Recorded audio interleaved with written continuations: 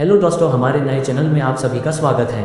आज हम एक नया प्रयास करने जा रहे हैं, उसके लिए अपना प्यार दीजिए। आज हम एक तमिल फिल्म जय भीम को एक्सप्लेन करने वाले हैं। जब एक आदिवासी व्यक्ति को कथित चोरी के मामले में गिरफ्तार किया जाता है तो उसकी पत्नी न्याय दिलाने में मदद के लिए एक मानवाधिकार वकील के पास जाती है। फिल्म शुरू होती है एक गाँव में। राजकिन्नू और उनकी पत्नी सेंगेनी निचली जाति से हैं और खेतों को चूहों से बचाने के लिए मजदूरों के रूप में काम करते हैं। वे गरीबी का जीवन जीते हैं, लेकिन उनके पास जो कुछ है उससे खुश हैं। राजकिन्नू और सेनेगेनी दूसरे बच्चे की योजना बनाते हैं और जल्द ही सेनेगेनी खुशखबरी देती है जब राजकिन्नू को एक उच्च जाति के व्यक्ति के घर बुलाया जाता है, क्योंकि उसके घर के अंदर एक सांप घुस गया है। अगले दिन उसी घर में गहनों की चोरी की सूचना मिलती है। पुलिस को राजकिन्नू को गिरफ्तार करना था, लेकिन वह काम के लिए शहर छोड़ देता है, जिसके बाद पुलिस गर्भवती सेंगानी और परिवार के बाकी सदस्यों को हिरासत में लेती है और उनसे राजकिन्नू के बारे में जानकारी पूछती है। पुलिस राजकिन्नू का पता लगाती है और जेल में उसे और उसके भाइयों को टॉर्चर करती है।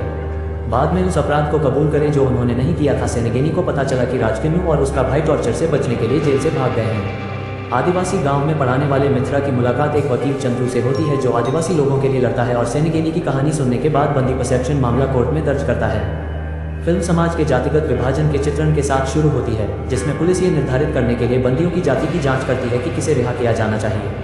केवल उच्च और मध्यम जाति के कैदियों को ही रिहा किया जाता है। पुलिस कई प्रलंबित मामलों में निचली जाति के लोगों पर अपराध करने का आरोप लगाती है। राजकिन्नू और सेंगेनी इरुला जनजाति के एक जोड़े हैं जो चूहों के संक्रमण को नियंत्रित करने और जहरीले सांपों को पकड़ने के लिए ऊंची जाति के पुरुषों के खेतों में काम करते हैं। राजकिन्नू को एक अमीर आदमी के घर में एक कमरे के अंदर घुस आए सांप को पकड़ने के लिए बुलाया जाता है। अगले दिन चोरी का एक मामला सामने आता है, जब आदमी की पत्नी अपनी अलमारी से आभूषणों के गायब होने की रिपोर्ट करती है और राजकिन्नू पर संदेह जताती है। पुलिस ने सबूत खोजने के लिए राजकिन्नू के घर पर छापा मारा। राजकिन्नू काम के सिलसिले में पहले ही शहर छोड़ चुका था। आक्रमण के दौरान पुलिस ने उसकी गर्भवती पत्नी को बेरहमी से पीटा और गैरकानूनी तरीके से हिरासत में ले लिया। पुलिस ने अन्य रिश्तेदारों, राजकिन्नू के भाई इरुतुपन, उसकी बहन पचैमल और उसके बहनों मोसाकुट्टी को गिरफ्तार कर लिया और उन्हें राजकिन्नू के ठिकाने को कबूल करने के लिए यातना दी। पुलिस राजकिन्नू को ढूंढती है और उसे कैद कर लेती है। वे उसे अपराध कबूल करने के लिए बेरहमी से प्रताड़ित करते हैं, लेकिन उसकी पत्नी को छोड़ देते हैं।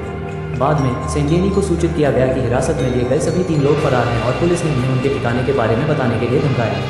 मित्रा, जो इरुला जनजाति के वयस्कों को पढ़ाती है, तो एक वकील चंद्रू के बारे में पता चलता है, जो आदिवासी समुदायों के लिए मामले लड़ता है और उसे सेंगेनी के लिए न्याय मांगने के लिए मनाने में कामयाब होता है। सेनेगेनी से तब तक हुई सभी घटनाओं का वर्णन सुनने के बाद चंद्रू अदालत में बंदी प्रत्यक्षीकरण मामला दायर करता है।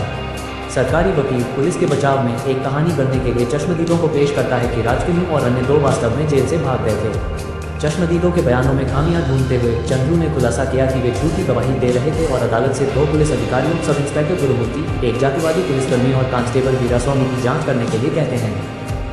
सरकारी वकील राम मोहन ने मामले को संभाला और पुलिस के बचाव में दावा किया कि तीनों आरोपी केरल भाग गए हैं, जबकि इरुट्टापन के नियोक्ता भद्राजुलू ने स्वीकार किया कि इरुट्टापन ने उन्हें एक फ़ोन कॉल के माध्यम से सूचित किया था कि वह डकैती करने के बाद केरल भाग गए हैं।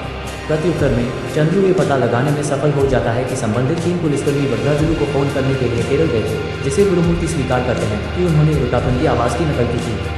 चंद्रू और माइत्रा पांडिचेरी की सीमा के पास एक सड़क के बीच में राजकिन्नू को मिल पाते हैं। दोनों का मानना है कि राजकिन्नू की मौत कार एक्सीडेंट से नहीं, बल्कि हवालात में भी हत्या से हुई है। चंद्रू उस डॉक्टर से सलाह लेता है जिसने राजकिन्नू का ऑपरेशन किया था। डॉक्टर उसे बताता है कि मौत का कारण पसली का टूटना है, लेकिन सिद्धांत यह है कि यह उसके ऊपर से गुजर रही कार के कारण हो सकता है। वीरास्वामी ने राम मोहन के सामने कबूल किया कि राजकिन्नू की मौत हवालात में हुई थी। मृत्यु के बाद वीरास्वामी ने गुरु को बुलाया। गुरु वीरास्वामी से कहता है कि उसे ऐसा करना चाहिए कि दोनों भाग जाएं और राजकिन्नू को सड़क पर छोड़ दें, जिससे सभी को विश्वास हो जाए कि उसकी कार दुर्घटना के कारण मृत्यु हो गई। मोसाकुट्टी और इरुप्पन को केरल की दूसरी जेल में स्थानांतरित कर दिया गया। ये सुनने के बाद वकील उनसे कहता है कि कोर्ट में ऐसे पेश आए जैसे उन्हें कुछ पता ही नहीं है।